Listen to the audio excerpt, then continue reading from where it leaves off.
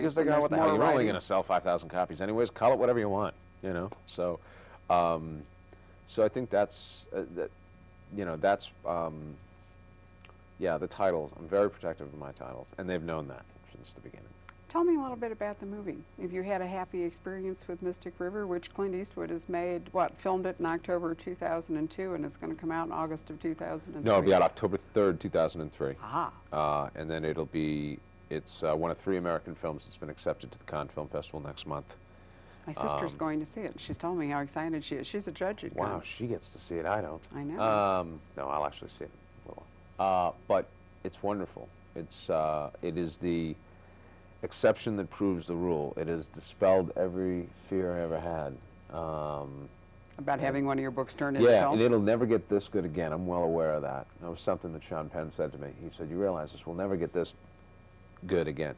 And I said, yeah, it's pretty much all downhill from here. All right, so Sean Penn is Jimmy Marcus, and Tim Robbins is Dave Boyle. Dave Boyle. And who is... Kevin Bacon is Sean Devine.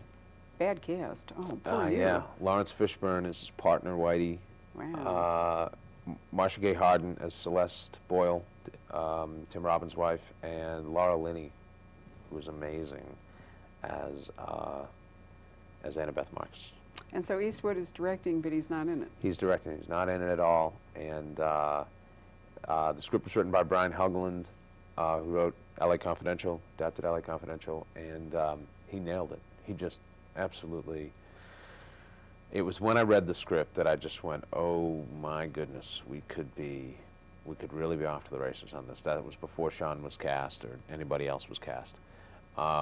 Brian got it, and Brian did things in that script that I never would have ever thought to do. And you're a person who actually, over the years when I have talked to you, has always been interested in film. You actually, didn't you make a small film? Yeah, I made a small film. I've written a few scripts, but adapting your own book is a different issue. It's kind of like operating on your child, or, you know, the joke about the lawyer who represents himself as a fool for a client. I don't think it's a good idea. Well, I wasn't thinking about that so much, just as with your own background in film, you'd be more aware of what was going on in what they were doing. Yeah. I agree with you that I think writing your own would really have hazards. It's tough. The people who can do it, my hat is off to them. But I remember being at a mystery thing with a whole bunch of other mystery writers, and Donald Westlake and Evan Hunter were up there talking, and me and George Pelecanos and Harlan Coben had all just for the first time been through the adaptation process where we'd adapted our own work, and we'd been bitching about it and how horrible it was.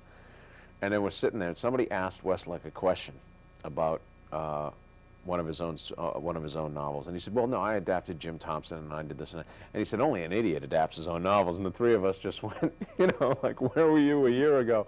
So from that point on, I always hear that in my head. Only an idiot adapts his own novel.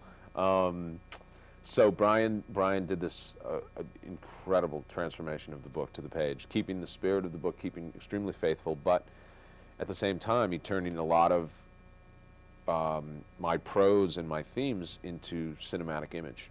Which is, of course, you have to do the translation because it is a different storytelling medium. Yep. I think people kind of miss that sometimes when they say, you know, it wasn't just like the book. Well, it can't be just like the book. It can't be just like the book. You have to throw out, think about it. I mean, this book was 401 pages in hardcover. A script is 120 pages. Right.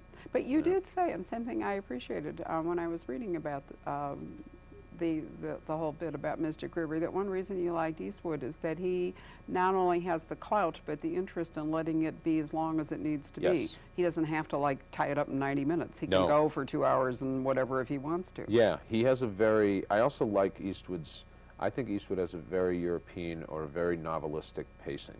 Mm-hmm. He lets scenes go a little longer. And I think I mean, I like a story to move. I am a big believer in that a story should, keep going, make the scene should have a point. You have a lot of high, you know, rapid-paced books. But at the same time, I think that we've gotten ridiculous in this, for shorthand, for lack of a better word, this MTV kind of cutting. I blame Lehane. I want to tell you what, as far as I'm concerned, the whole world changed when Lehane came along and started doing those really fast little sounds. And everything was really fast, Yep. And I think the whole world just speeded up at that moment. I have a lot of trouble with current movies. I go, and it's like if you blink, you know. It's over, Yeah, I just can't. And scenes aren't allowed to breathe, and we're not allowed to get to know people, and I love that Eastwood vests everything in the characters and in the, you know. It really suits Mystic River. I remember, you know, and it's an overused kind of a thing, but I've always thought of it as a Dostoevskian book, however cliched that may be. I think it's very much I don't know, yeah, I think I'm of it thinking about definitely as a scale, tragedy. I'm I think it's thinking about, definitely an epic you know, tragedy. That was what I mean, was after. One of my defining undergraduate moments was reading, Dostoevsky, Right, and right. it was a struggle for me when I Sure. was young, and there was just something about that dark Russian mood. There's Yep. something about the inevitability of the tragedy. Yeah. I mean, of course, it's Greek, but then Right. the Russian takes the whole thing from the Greek Orthodox Church anyway. There's just so much about it that felt to me as though it were Well, in that tradition. And that was definitely something that Eastwood was, that was a big thing for him. He said, we agreed very early on because the book was not for sale, and he had to track me down. And then the moment we had a conversation, I went, oh my God, he's perfect. But where we kept saying the core was this is not, the question to ask people who wanted to be involved was, is this a crime novel or is this a tragedy? And the people who answered tragedy was like, welcome to the club. And that's how they filmed it. Well, it's absolutely true. I mean, you know that everybody is caught up in the grip of this. Right. And it's sort of like Oedipus or something. Right, and the mystery is Yeah. ultimately irrelevant. It's there, but it's ultimately irrelevant. It's really looking at this sort of the social ties of these people in this world. Well, that's and the vanishing. reverberation of that one Yep. act. I mean, it's Yep, when exactly. when it's the what boys, happens to these people.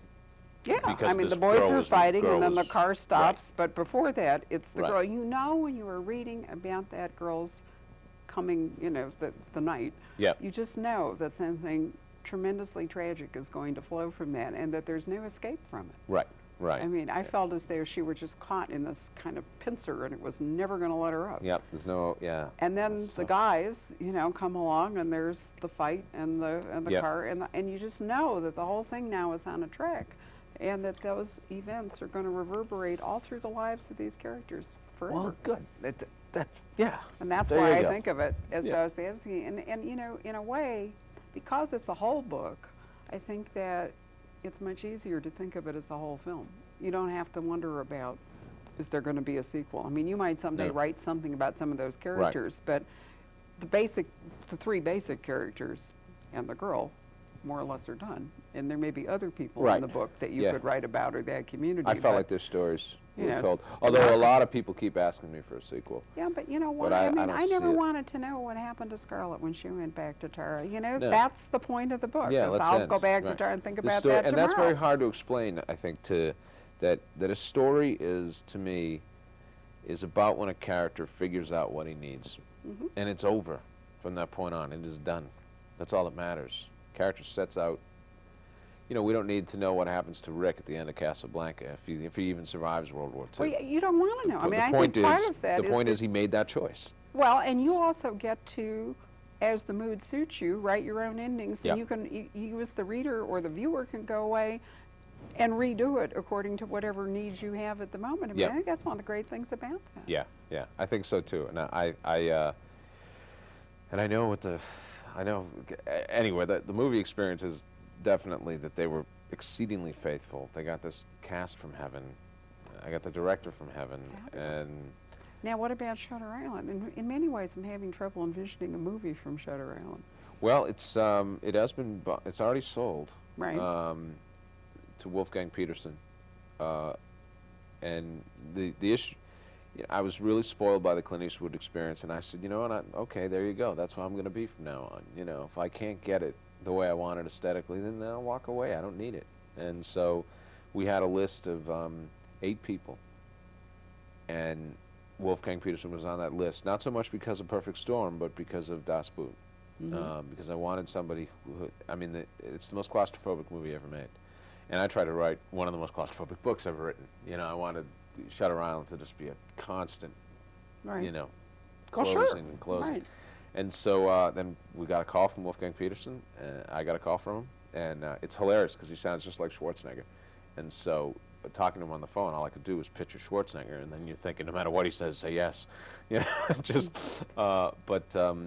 And he got it, and we talked about it, and he's just really excited, and I think it's going to be fine. But that's another, who knows?